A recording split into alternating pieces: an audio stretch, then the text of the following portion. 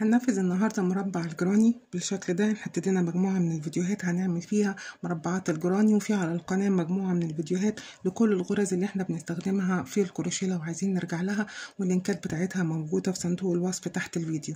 هنعمل النهاردة مربع الجراني لكن بغرزة الباف، كله بغرزة الباف. وانا عاملة فيديو على القناة لطريقة عمل غرزة الباف. هنا معمول بخيط الصوف، وهنا عملته بخيط القطن بتخانة متوسطة، وهنا معمول بخيط القطن بتخانة رفيعة. هنا معمول بتغيير الألوان، وهنا برضو نفس نموذج ليه تاني لكن بلون واحد. هنبتدي ننفذ على طول. أول حاجة هنعمل غرزة البداية. أنا شغالة بخيط صوف وبإبرة رقم 3.5. هرتفع، هعمل أسهل دايرة ممكن نعملها. هنعمل 1 2 3 4 5 6 سلاسل. ابتدينا ب6 سلاسل، وهنيجي في السلسلة الأولانية هندخل بالإبرة في أول سلسلة ونسحب الخيط ونطلع من الحلقة اللي على الإبرة بمنزلقة، وهي دي الدايرة اللي احنا هنشتغل جواها. هنعمل جوا الدايرة دي ايه؟ هنعمل 8 غرزة باف بين كل غرزة باف وغرزة باف سلسلة. هرتفع كده بالخيط اللي موجود بالغرزة اللي انا خدتها الغرزة المنزلقة، هرتفع بيها كده وهلف الخيط على الإبرة وإيدي تبقى مستريحة، وهخش جوه الدايرة وهسحب الخيط وهطلع كده ومش هعمل أي حاجة. هلف تاني الخيط على الإبرة وهدخل جوه وهسحب الخيط وهعمل كده ادي تاني لفة، وهلف الخيط على الإبرة وهخش جوه الدايرة وهسحب الخيط وهطلع كده ادي 3 لفات. وبعدين هلف الخيط على الإبرة وهطلع من كل الحلقات اللي موجودة على الإبرة وهقفل بمنزلقة وهاخد سلسلة. ودي أول غرزة باف عملناها جوه الدايرة. هاجي هلف الخيط على الإبرة وهخش جوه الدايرة وهسحب أول مرة، وهلف الخيط على الإبرة وهخش جوه الدايرة وهسحب الخيط ادي تاني مرة. هلف الخيط على الإبرة وهدخل جوه الدايرة وهسحب تاني ادي تالت مرة. وبعد كده هطلع من كل الحلقات اللي موجودة على الإبرة وهقفل عليهم بمنزلقة وهعمل سلسلة. ادي كده معايا 2 غرزة باف. هلف الخيط على الإبرة وهخش جوه الدايرة وهسحب وتبقى ايدي مستريحة، كل الغرز تبقى في طول واحد. هلف الخيط على الإبرة وهدخل وهسحب تاني مرة. هلف الخيط على الإبرة وهخش جوه الدايرة وهسحب تالت مرة. كده 3 مرات سحبت الخيط، وهلف الخيط على الإبرة وهطلع من كل الحلقات اللي موجودة على الإبرة وهقفل عليهم بمنزلقة وهعمل سلسلة. انا كده عملت اهو 1 2 3 غرز باف. هكمل كل الدايرة بنفس الطريقة، هعمل 8 غرز باف بين كل غرزة وغرزة سلسلة، وبعدين هنرجع نشوف هنقفل الدايرة ازاي نرتفع بالسطر التاني. اشتغلت اهو جوه الدايرة 1 2 3 4 5 6 7 8 غرز باف جوه الدايرة، وبين كل غرزة باف وغرزة باف كان فيه سلسلة. هقفل ازاي؟ اول غرزة باف انا عملتها اهي الغرزة هنا اهو، الغرزة اللي انا كنت بعملها منزلقة اهي مكانها اهي. هخش فيها، انا هنا قفلت بغرزة باف وسلسلة، هخش فيها وهسحب الخيط وهقفل بمنزلقة. انا كده كونت اول جزء في المربع، عملت 8 غرز باف وكل بين كل غرزة وغرزة سلسلة. هعمل ايه؟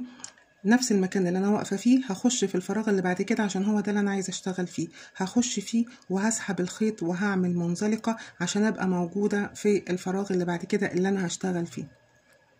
هعلي الفراغ ده كده عشان ابتدي اعمل اول غرزه باف. هشتغل ازاي؟ هشتغل في فراغ غرزه باف 3 سلسله غرزه باف، وبعدين هعمل سلسلة، وهاجي في الفراغ اللي بعديه هعمل غرزة باف واحدة بس وسلسلة، وفي الفراغ اللي بعديه غرزة باف 3 سلسلة غرزة باف عشان اكون الجناب بتاعة المربع. هنبتدي نعمل اول غرزة باف اهو. ارتفعت بغرزة المنزلقة اللي انا خدتها، هلف الخيط على الابرة وهخش في نفس الفراغ وهسحب الخيط ادي 1. هلف الخيط على الابرة وهخش في نفس الفراغ وادي هسحب 2. هلف الخيط على الابرة وهخش في نفس الفراغ وهسحب 3. وبعدين هطلع من كل الحلقات اللي موجودة على الابرة وهقفل عليها بمنزلقة وهاخد 1 2 3 سلسلة عشان انا بكون اول كورنر موجود في المربع بتاعي.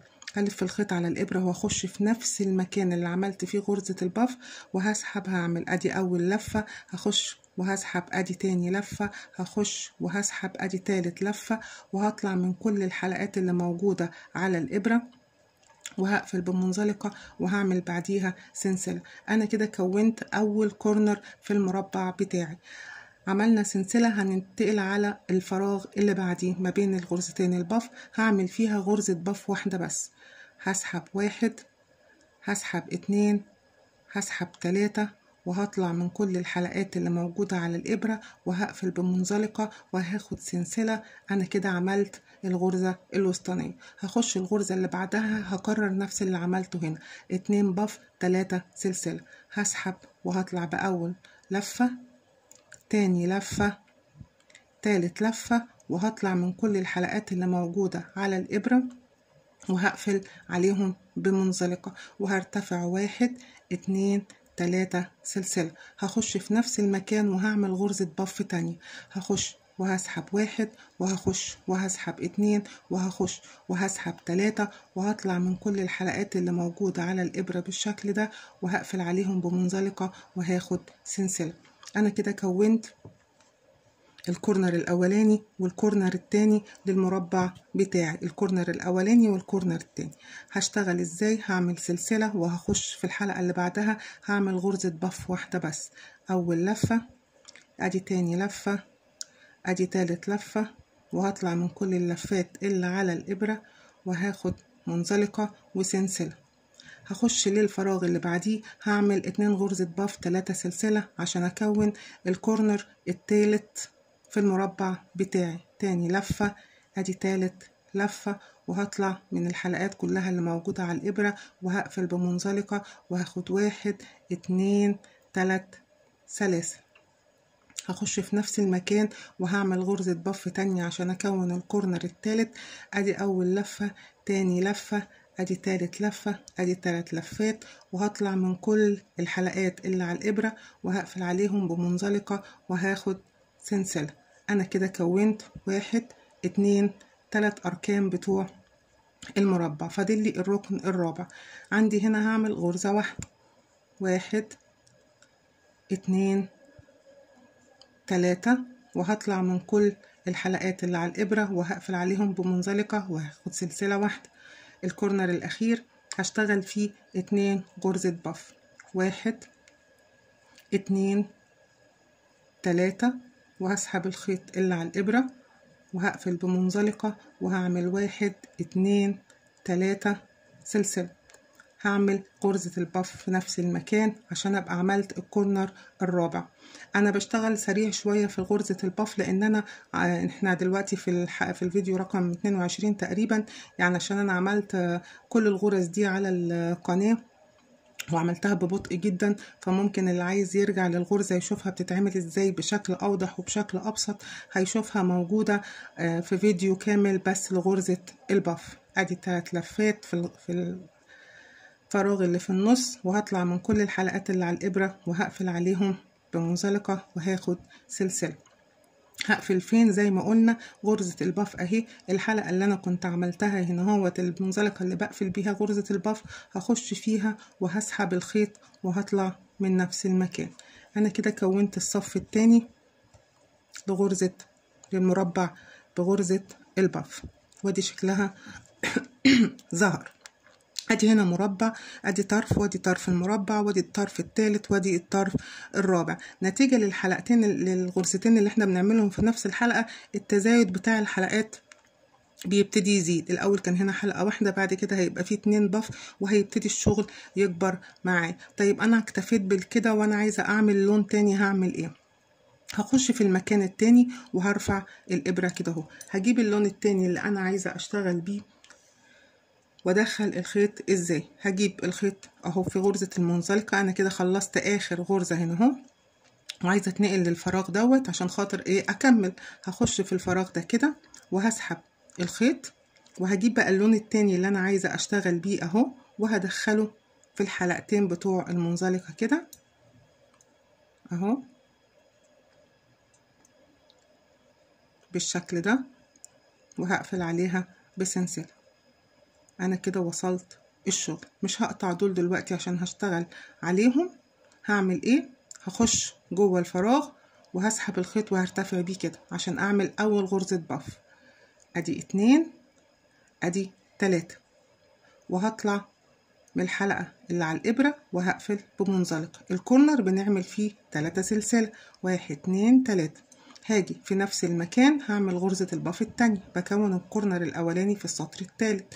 ادي لفة 1 2 3، وهطلع من كل الخيوط اللي موجودة، الحلقات اللي موجودة على الإبرة، وهقفل بسلسلة بمنزلقة وهاخد سلسلة. أنا كده كونت أول كورنر. وعشان الخيط ده بقى ما يضايقنيش هاجي في ظهر الشغل اهو من الحلقتين اللي أنا الخيط اللي أنا اشتغلت عليه هقصه كده. خلاص البينك ده أنا مش عايزاه عشان هكمل بالرمادي. وهنا الدايرة أنا كنت مشيت بالخيط بالحلقات على الخيط، وكده تبقى الظهر بتاعي بتاع الشغل كله نضيف جدا بالشكل ده. هبتدي اشتغل عادي جدا، هلف الخيط على الابرة وهخش للفراغ اللي بعد كده، وهبتدي اسحب 1 2 3، وهطلع من كل الحلقات اللي موجودة على الابرة وهقفل بمنزلقة واخد سلسلة. هخش في الفراغ اللي بعده هسحب 1 2 3، وهطلع من الحلقات اللي على الابرة وهقفل بمنزلقة وسلسلة، وهخش في الكورنر هشتغل 2 غرزة باف، 1 2 3، وهطلع من كل الحلقات اللي على الإبرة وهقفل بمنزلقة، وهعمل 1 2 3 سلاسل، وهلف تاني في نفس المكان عشان أعمل الكورنر التاني. أدي لفتين 3 عشان أعمل غرزة الباف التانية، وهقفل عليه بمنزلقة وهاخد سلسلة. أنا كده غيرت اللون وعملت الاتنين كورنر بتوع الشغل. هكمل وارجع اوريكم شكله هيبقى عامل ازاي. كملت المربع لحد الاخر بنفس الطريقه. ادي ظهر شكله بعد ما غيرنا له الالوان. هنقفل المربع ازاي؟ هنيجي هنا هو برضو زي ما بنقفل كل سطر في الغرزه اللي فوق الباف اللي انا كنت بعملها منزلقه، هخش فيها وهسحب الخيط وهطلع من الحلقه اللي على الابره وهعمل سلسله وهقص الخيط هنا. ده في حال ان انا مش هكمل. في حال ما انا هكمل هنشتغل بنفس الطريقه. هطلع الخيط كده اهوت وهلف الشغل من ظهره وهنضف الشغل بتاعي. هاخد الخيط اللي انا قصيته وهاجي على الغرزه دي عشان تخينه فبسهوله جدا نقدر ان احنا نخبي الخيط جواها. بنلف كده وبندخل الخيط جوه الغرز وبنقص الزياده كده. وادي شكل المربع بتاعنا بغرزه الباف. غرزه بارزه وحلوه خالص في الصيف وفي الشتوي بتبقى جميله. ودي تطبيقها برضو اللي عملناها مع بعض بالصوف ما بتاخدش وقت وبتبقى غرزة سريعة. ودي تطبيقها في القطن برضو بتبقى حلوة خالص. ودي في القطن رفيع، وادي في الصوف لما تبقى بلون واحد. مربع سهل وبسيط، المهم ريحي ايدك وانتي بتشتغلي. وده كان الفيديو بتاعنا النهاردة.